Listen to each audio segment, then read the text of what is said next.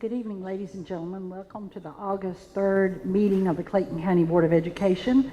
I would like to introduce you this evening to the new board member representing District 9 who was officially elected and then officially sworn in just before the board meeting, Mr. Benjamin Straker. Welcome, sir.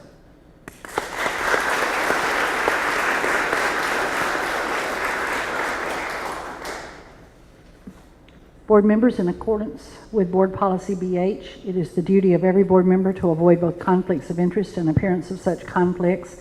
Does any board member have any known conflict of interest or appearance of such conflict with respect to any matter scheduled to come before the board at this meeting or appearing on our proposed agenda?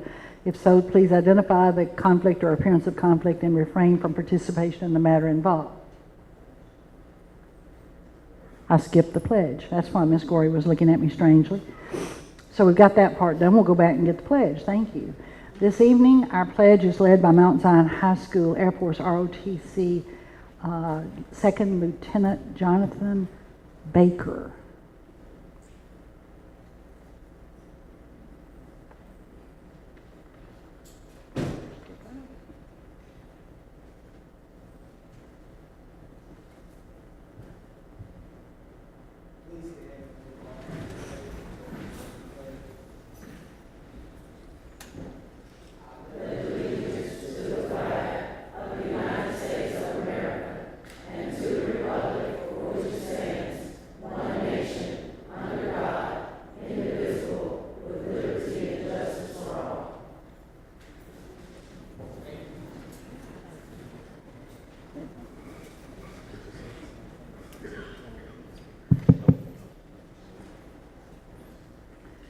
Thank you, sir. I'm always appreciative when members from our Air Force Junior ROTC come to assist us with this particular part of our program.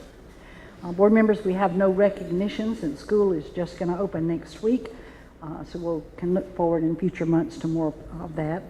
Ms. Baker, would you recognize our public officials in attendance this evening? Yes, ma'am. We have a few with us tonight. We have State Representative Valencia Stovall's here with us today. State Representative Sandra Scott, and the mayor of Lake City. Somebody wrote Jonesboro. I mean, Lovejoy. I know it's not Lovejoy. Mayor Willie Oswald. Give him a hand. Thank you all for being with us this evening. We appreciate it. Board members, we will go into executive session in just a second. I just wanted to make a comment about the remainder of the agenda.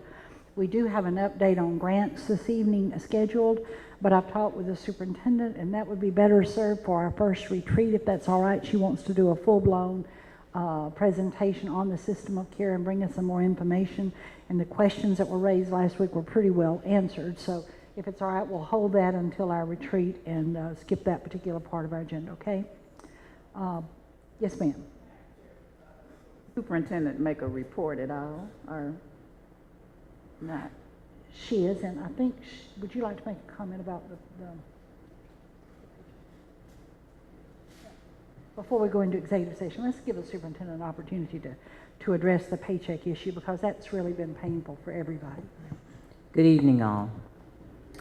I cannot apologize enough for the circumstances we found ourselves in on Friday. And I just want you to know that could it have been avoided in any way by the district, we would have done that. We did not want anyone, and we all were in the circumstances, 5,887 employees. I sent a letter this morning to every employee stating our apologies, our sincere efforts to get everybody paid on Friday. And so we had 140 that did not get paid on Friday out of the 5,000 employees.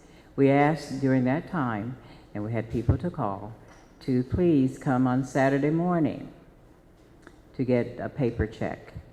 Out of the 140, we had 100 people who came.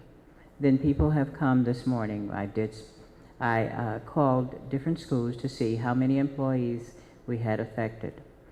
And it was a very calm day for many of our employees at the schools because we were focusing on the children.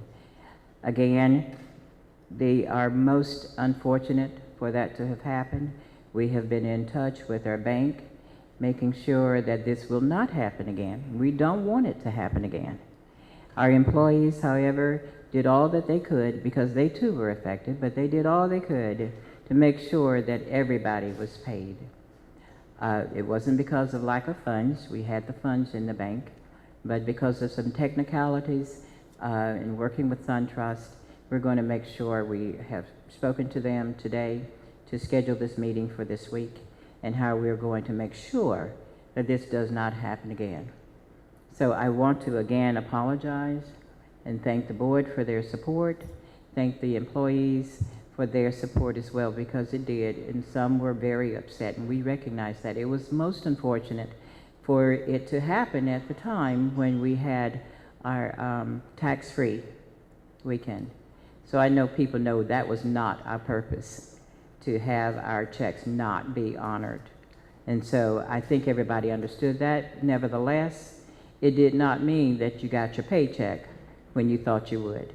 So again, I think at this point, we are looking at everybody, if not everybody, just several that might not have gotten service today. But at this point, again, we say we apologize. We don't want it to happen again. We're working to make sure that it does not happen again. And thank you for being as professional as you were.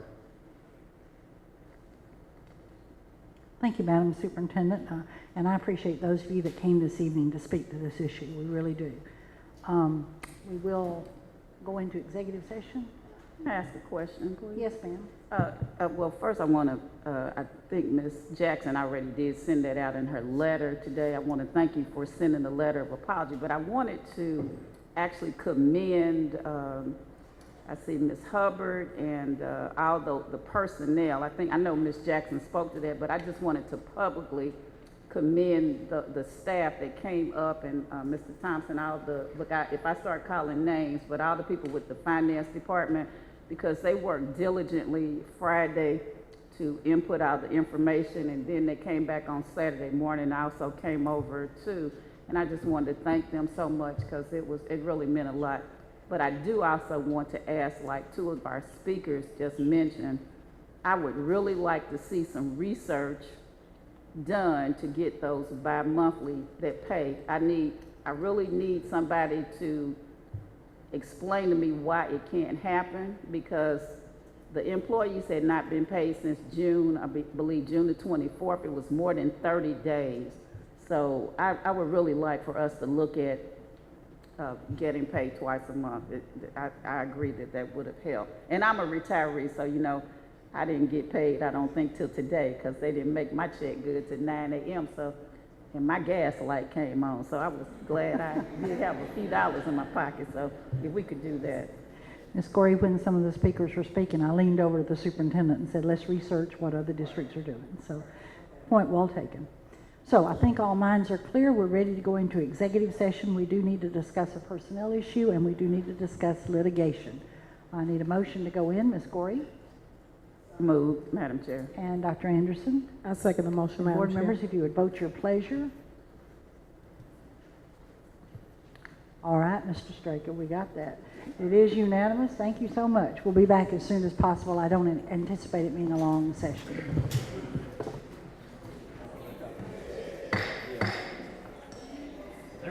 Thank you for your patience. The board is back from executive session where we discuss personnel issues and litigation. We'll now have our announcements with Dr. Anderson. Good evening, Madam Chair, board members, community members, district administrators, and all the citizens of Clayton County. Here are the announcements for the month of August. The district will hold meet and greet sessions on Thursday, August 6, 2015. Meet and greet sessions provide parents and guardians an opportunity to drop by schools, meet teachers and administrators, and receive 2015-2016 information. The schedule for the meet and greet session is as follows. Elementary schools, 1 o'clock to 3 p.m. Again, elementary schools, 1 o'clock to 3 p.m. Middle schools, 3 o'clock to 5 p.m. Again, middle schools, 3 o'clock to 5 p.m. And high schools, 5 o'clock to 7 p.m. Again, high schools, 5 o'clock to 7 p.m. The opening day of the 2015-2016 school year for students will be Monday, August 10th. Our professional learning day for 2015-2016 will be Wednesday, August 26th. Again, Wednesday, August 26th. The schedule for the early dismissal of our students is as follows. Elementary schools, White Academy, and Unidos Dual Language Elementary will dismiss at 1:15 p.m. Ash Street and South Metro will dismiss at 2 o'clock p.m. Middle schools, Elite Scholars Academy, and Unidos Dual Language Middle will dismiss at 2:10 p.m. Again, 2:10 p.m. And high schools and Flint River High School will dismiss at 2:50 p.m. The August board work session will be held on Monday, August 31st in the boardroom of the administration complex. The meeting will be at 6 o'clock p.m. All schools and offices will be closed in observance of Labor Day on Monday, September 7th. And finally, the September board meeting will be held here in the boardroom on Tuesday, September 8th at 6 o'clock p.m. Madam Chair, community members, and board members, that concludes tonight's announcements. Thank you.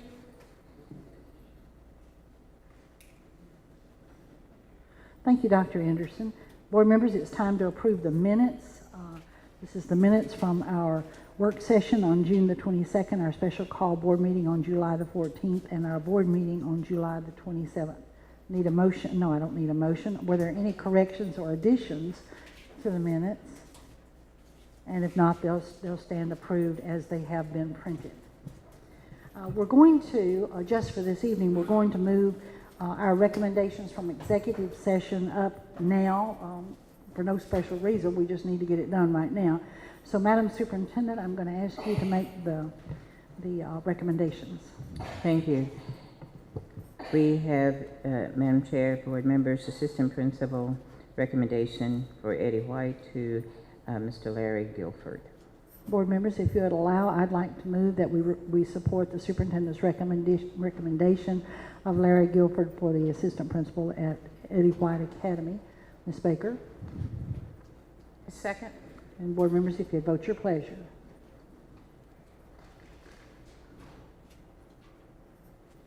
Okay, the motion passes with 7 board members voting in favor and 2 voting in opposition. Mr. Guilford? Eddie Mr. White? Gilbert? There he is. Good. Thank you. Our next is for Mr. Jeff Hubbard as AP to be assigned by the superintendent as needed for our district. Need a motion regarding the superintendent's recommendation of Jeff Hubbard as an assistant principal on assignment. Ms. Baker? So moved. Dr. Anderson? I second the motion. Board members, if you would vote your pleasure at this time. And the motion passes with 6 votes in favor and 3 in opposition. Thank you so much. And is Mr. Hubbard here? No, Okay, he's not thank here. you. Okay. Thank you. Thank you, board members, for allowing us to deviate from that order of the board meeting. Madam Superintendent, I think we're ready for your report. Thank you. I'd like to begin by stating that earlier today, the district welcomed back over 3,500 teachers and numerous support personnel for the start of our 2015-16 school year. School staffs will have this entire week to prepare for the arrival of students next Monday. In addition to working in their individual classrooms and areas, our returning and new employees will participate in training opportunities that cover a range of topics, all focused on providing effective instruction from the first day of school. Throughout the summer, we have been communicating with our students and their families that daily start and dismissal times will be different for middle school and high school students for the coming school year. As you are aware, the new times will begin on Monday. Middle schools will start at 8:15 a.m. and will dismiss at 3:10 p.m. High schools will start at 8:50 a.m. and will dismiss at 4 o'clock p.m. We have also informed our families that there will be no change for elementary students. Through direct communication with district households, we have shared that these changes will affect how students in middle school and in high school are picked up and dropped off by our school buses. For some of our students, it has been an exciting summer of achievement. First, congratulations to Jacob Lay, an incoming senior at Stillwell School of the Arts. Several months ago, he entered an original composition as part of a competition sponsored by the National Association of Music Educators. We are happy to announce that this piece has been selected as one of the winning compositions. Jacob will have his composition performed as the organization's national conference, which will be held at the Opryland Hotel in Nashville, Tennessee in October. We hope to have a command performance of the composition for the board in coming months. Jacob will be formally recognized by the board in September. I also want to commend the 27 students and sponsors representing 8 campuses who participated in career and technical student organization competitions at the national level. 7 students earned gold and 12 students earned silver recognitions. In addition, Ebony Chillis, our career technical and agricultural education coordinator, earned 2015 Administrator of the Year from the Georgia Council for Career and Technical Administrators. We need to applaud her and those students for all that they have done for our district. And winners will be formally honored by the board in September. I don't think Ms. Chillis is here this evening. She's getting ready for tomorrow. All right, Madam Chair, board members, this concludes my presentation for this evening. Thank you, Madam Superintendent. Board members, we'll go down to the consent agenda. Can I ask a question? Oh, yes, ma'am. I'm sorry, I didn't see your light. Okay, Ms. Jackson, this is I guess an important question as far as teachers are concerned. You know, I think it was a couple of months ago, I asked you all about the explicit lesson plans, and you all, Dr. Oladelli came and presented one to us, and it was a pretty concise lesson plan. So I guess my question is, with school starting next week, the plan that she sent, will that suffice for teachers throughout the school year and not that big, thick notebook? Oh, and yes, all that ma'am. stuff? Okay. We have also talked to the principals, and I spoke to them directly as well. And we have stated that it should not be 12, 13, 32 pages for one lesson. And that is just not going to happen. We've spoken to them about that. We're also going to monitor that very closely with our area superintendents. But I think our principals also have a better understanding now of what is expected. Okay, so board members now, remember we need to go visit these schools, and I don't want to see the poor teachers broke down because they have those big old heavy notebooks. So you all hear it right here. Thank you. If you hear somebody's got a big heavy notebook, let the We superintendent need to know about it Let the immediately. superintendent know. Immediately. I sure will, because I wouldn't want another shellacking like I got on over the weekend. Thank you. All right. Board members, it's time to consider the consent agenda. The consent agenda is comprised of the purchasing report, the financial report, the SPLOST revenue report, the personnel changes report, the SPLOST construction update, and the community eligibility provision. We discussed all of those last Monday evening at length, so I think we're ready to vote. If I could have a motion regarding the consent agenda. Dr. Anderson So moved, Madam Chair. and Ms. Burrows. I second the motion. And board members, if you would vote your pleasure regarding the consent agenda. And it is unanimous. Thank you so much.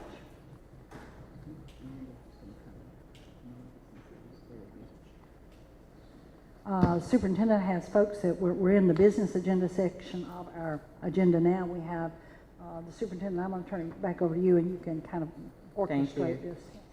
Dr. Condit will come. I think we sent this to the board earlier today. However, we have copies today for you, and it's about communities and schools. And Dr. Condit, who is the director for student services, will speak to you about that and what our recommendation is. Good evening, Madam Chair, Vice Chair, Superintendent, members of the board, and Clayton County community. Tonight I present to you about communities in schools. You have the executive summary in front of you for review. Communities in schools surround students with support and empowers them to stay in school, graduate from high school, and succeed in college or a career. Communities in schools will provide a site coordinator and an AmeriCorps staff person to provide tutoring supports to students. The superintendent recommends amending the fiscal year 2015-16 budget to increase the general fund by $103,000 to fund the cost for implementation of communities in schools at Forest Park High School. And let me just add that we did speak with communities and school representatives, and we need this portion of it to begin that process to further that discussion. And we are going to do this in one site at Forest Park High School.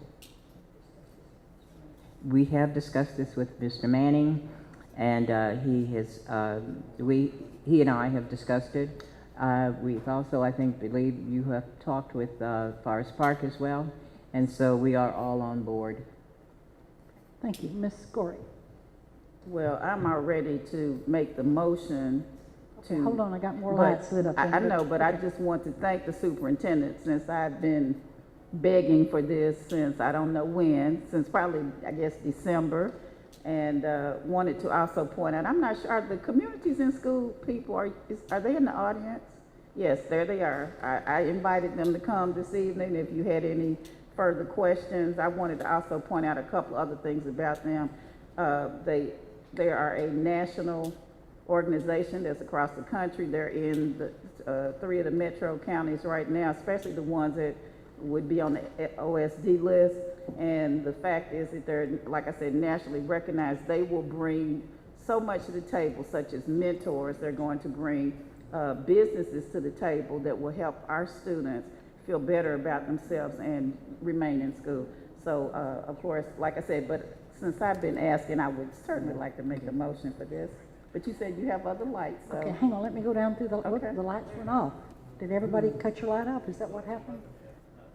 Mr. Christmas. Okay, Ms. Gorey, do your business. Yes, so therefore, I would like to move that we accept the superintendent's recommendation for communities in schools at Forest Park High School. And Mr. Christmas. I second that motion. Okay, and board members, if you would vote your pleasure. And it is unanimous. Thank you so much. I must say that I can't think of anybody more qualified to lead this particular process than Mr. Derek Manning. So, Mr. Manning, I'm glad this is going to be at your school, and we look forward to getting reports from you. Thank you, sir.